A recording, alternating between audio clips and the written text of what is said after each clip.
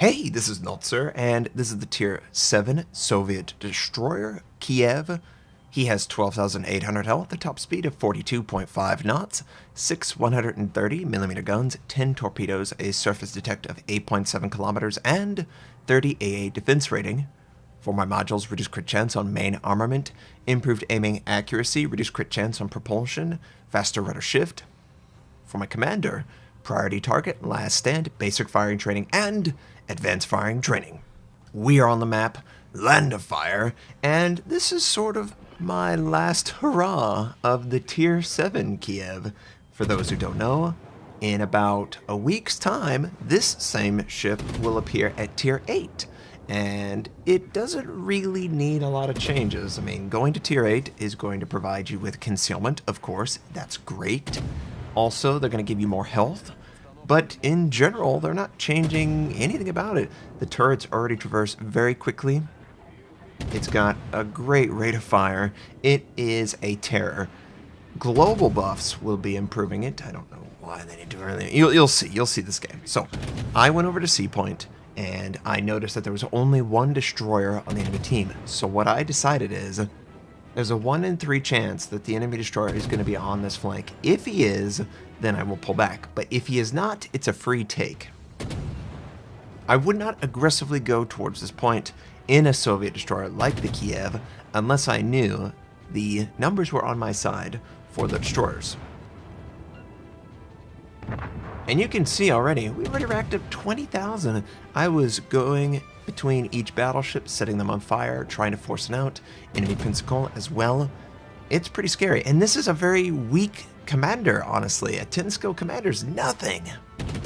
I don't have anything to improve the damage of the Demolition Expert, except for, of course, the flag, the 1% flags combined. This is it. This is just a great, great ship. It has always been a great ship, and I'm sorry that I don't play it more often. I really should. It's just one of those ships. It's like, well, you've seen it. It's great. Every game, almost every game, it's fantastic. I always think people get bored by that, but then I look and I say, I haven't actually shown a ship game in the Kiev in 6 months. That's not really fair to the power level of this ship. So, we captured C. The enemy is trying to push forward on this flank, just like us. Maybe they don't recognize that half my team's over here. Either way, I don't like sitting in the open. I like to get to a mid to long range engagement with the Soviet destroyer and use my advantages in that scenario against my enemies. Set fires to them, let them die to dots. I mean, we have done 40,000 already. It doesn't look good, but it's not bad. I also see the enemy destroyer, and I'm going to move to intercept him 100%. I am so much better than him in the ship itself, but also I'm a tier better. The player itself, I'm probably just a better player. There's so many reasons why you kill the destroyer in the Soviet destroyer if you have a chance, and this is a perfect chance.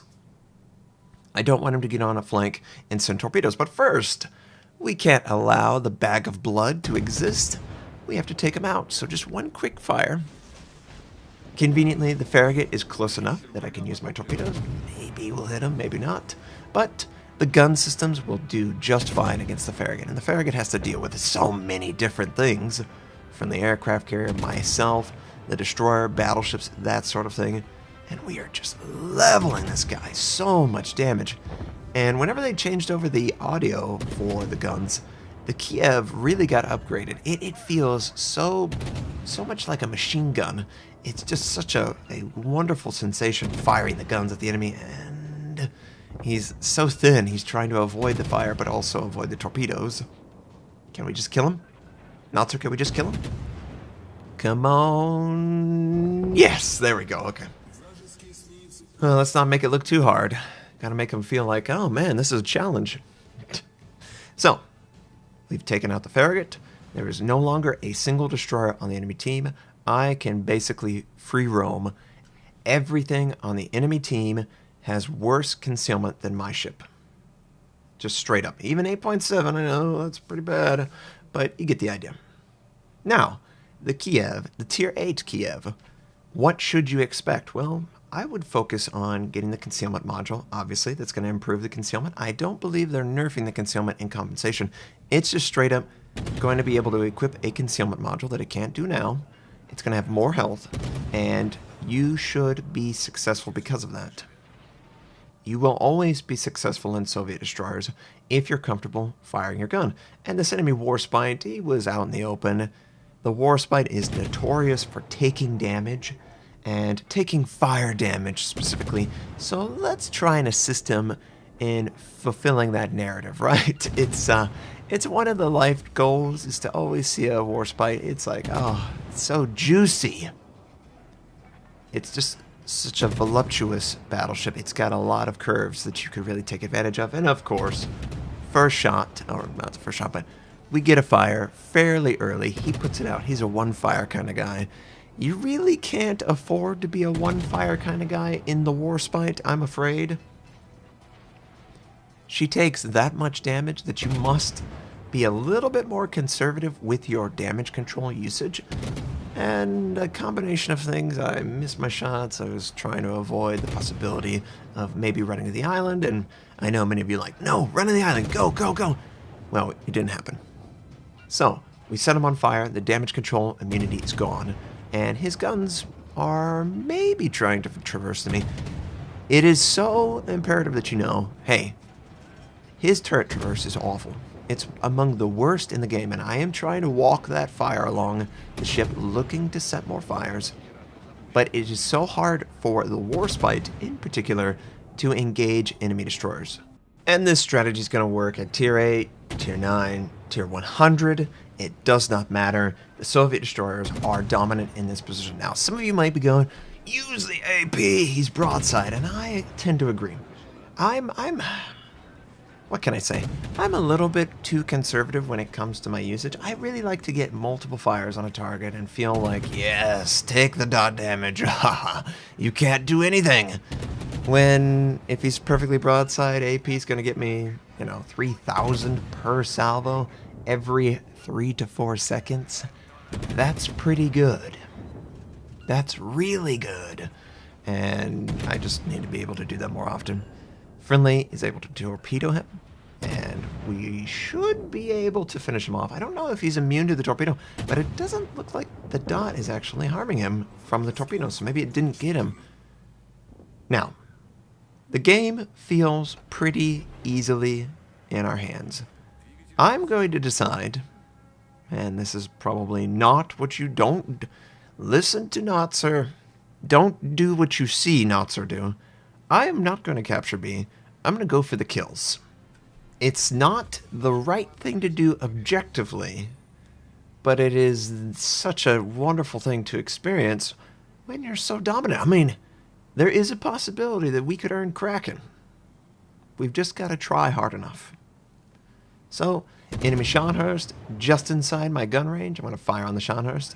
I'm going to try and do as much damage as I can. We've got, 4 friendly ships right in front of the Scharnhorst. Not looking too good for our friend who's using the Commander camouflage. I believe it's for a special event. It's called Restless Fire or something like that. It's what you want to use when you're leveling commanders, but I digress. He's going to die. Yeah, he dies to torpedoes. There is a fighter overhead, and in that instance, I said to myself, that fighter is pretty close. That would tell me that the enemy aircraft carrier is probably on this flank. You might not believe that, but it's just too convenient the way the fighter was flying. But that's not... I don't need to cash in the aircraft carrier kill. There's a Tirpitz over here who's Fletcher Christian 2016, and I want to just farm his body for fire damage. If there's an aircraft carrier, then we'll benefit. And look at who we've got over just north of us. And I took note of the mini-map. Yep, and then you do a quick check. Oh, yeah. Oh, see how the narrative, it works out when you say these things. But we're aware. So what I intended to do is I'm going to sail directly north. I'm going to cut right next to the island. And I sort of was rooting for the Amagi on the other flank, just so the game will last longer. I know that's terrible.